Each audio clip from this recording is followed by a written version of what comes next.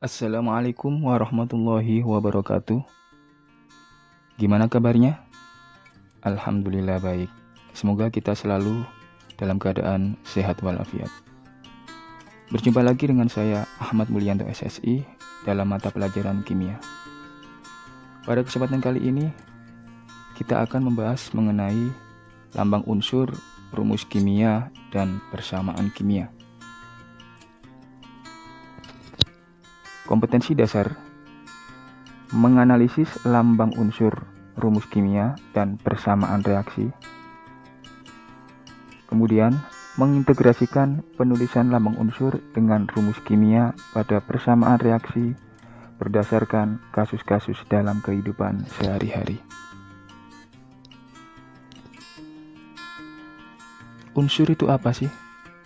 Unsur adalah zat yang paling sederhana dan tidak dapat diuraikan lagi menjadi ukuran yang paling kecil.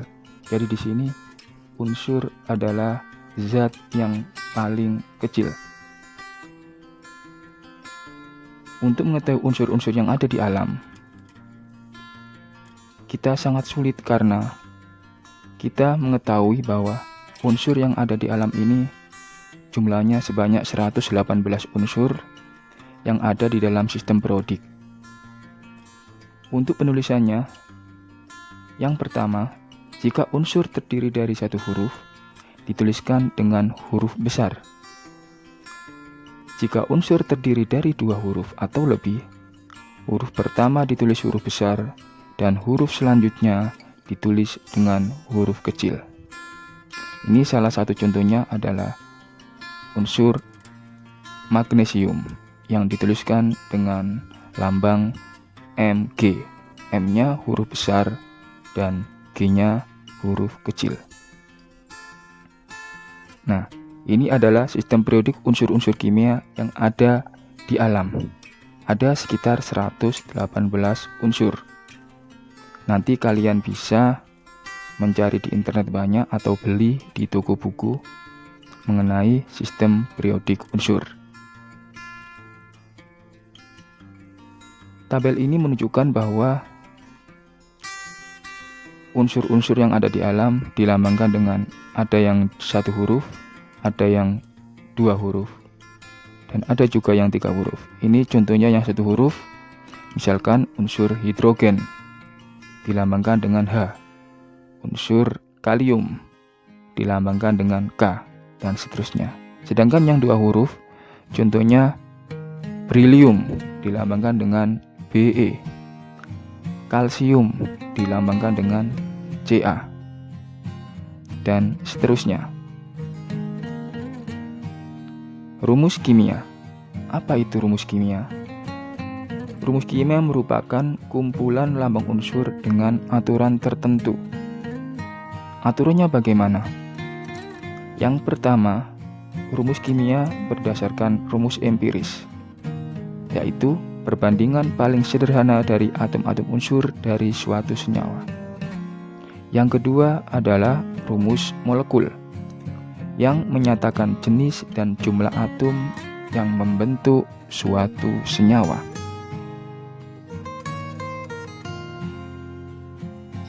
Rumus molekul senyawa. Tadi kita sudah bahas bahwa rumus kimia ada dua, ada rumus molekul dan rumus empiris. Rumus molekul sendiri menyatakan rumus senyawa yang tersusun atas dua atom atau lebih yang berbeda yang membentuk molekul. Contohnya di sini, senyawa karbon, rumus molekulnya CU2. Jumlah atomnya berapa? Jumlah atomnya ada 3, yaitu 1 atom C dan 2 atom O. Kita lihat yang selanjutnya, senyawa air, rumus molekulnya H2O. Berapa jumlah atomnya? Nah, jumlah atom terdiri dari 3 atom, 2 atom H dan 1 atom O. Coba kita lihat yang urea, CO dalam kurung NH2 dalam kurung 2. Jumlah atomnya berapa? Kita hitung. C-nya ada 1, O-nya ada 1, N-nya ada 2, karena harus dikalikan 2 yang di luar kurung. Kemudian H-nya ada berapa? H-nya ada 4, sehingga di total urea mempunyai 8 atom. Rumus empiris itu menyatakan perbandingan paling sederhana dari jumlah atom penyusun suatu molekul. Contohnya seperti ini. Atom C3H6, C-nya ada 3, H-nya ada 6. Kalau dibandingkan dalam perbandingan yang paling sederhana, maka 3:6 disederhanakan menjadi 1:2, masing-masing dibagi 3. Sehingga rumus empiris dari C3H6 adalah CH2. Dari keterangan yang tadi, kita bisa membandingkan antara rumus molekul dan rumus empiris. Contoh yang nomor 1, asam asetat atau disebut juga sebagai asam cuka. Rumus molekulnya apa? Asam asetat rumus molekulnya adalah CH3COOH. Nah, bisa kita lihat C-nya ada 2, H-nya ada 4, O-nya ada 2. Kalau disederhanakan masing-masing dibagi 2, maka C-nya jadi 1, H-nya jadi 2, dan O-nya jadi 1. Sehingga rumus empirisnya bisa ditulis CH2O. Untuk yang kedua, natrium klorida, yang rumus molekulnya adalah NaCl, itu sudah sederhana sehingga rumus empirisnya juga NaCl. Kita lanjutkan. Tata nama senyawa. Sistem tata nama senyawa disusun berdasarkan aturan IUPAC, yang artinya International Union of Pure Applied Chemistry. Nah, di sini kita bahas yang senyawa anorganik. Apa itu senyawa anorganik? Senyawa anorganik itu golongan senyawa yang tersusun dari unsur-unsur yang tidak mengandung atom karbon organik. Tata nama senyawa organik dibagi 3. Ada tata nama senyawa biner, tata nama senyawa ion poliatom, dan tata nama senyawa asam. Selanjutnya akan kita bahas satu persatu. Tata nama senyawa biner. Jika terdiri dari atom logam dan non-logam, maka atom yang didahulukan adalah atom logam. Kalau dilihat dari sistem periodik unsur, atom logam itu ada di golongan 1, 2, dan 3, dan sebagian di golongan 4. Sedangkan atom non-logam itu ada di golongan 4, 5, 6, 7, dan 8. Sehingga contoh dari senyawa logam dan non-logam adalah NaCl, yang disebut sebagai natrium klorida. Jika unsur logam memiliki muatannya lebih dari 1, nilai kationnya dinyatakan dengan angka Romawi. Contoh FeCl2. Fe mempunyai muatan plus 2, sehingga disebut sebagai besi 2. Cl-nya klorida. Contoh ketiga, jika unsur non-logam bergabung dengan non-logam, maka tata caranya adalah nama non-logam pertama, kemudian yang akhir diberikan akhiran ida. Contohnya ClF, bukan CIF, ClF, maka disebut sebagai Cl itu klorin, F-nya adalah fluorida, sehingga disebut sebagai klorin fluorida. Nah, ini beberapa contoh tata nama senyawa biner. Ada NaCl, natrium klorida. Coba kita lihat yang Na2O. Nah, Na2 itu adalah natrium oksida. Ada juga yang paling bawah ada Al2S3. Maka namanya adalah aluminium sulfida. Selanjutnya ada tata nama senyawa yang mengandung ion poliatom. Untuk senyawa yang terdiri atas kation logam dan anion poliatom, penamaan dimulai dari nama kation logam diikuti dengan nama poliatomnya. Contohnya NaOH. Nah, kenapa poliatom? Karena unsur-unsur penyusunnya lebih dari 3 unsur. Nah, NaOH di situ ada 3 unsur.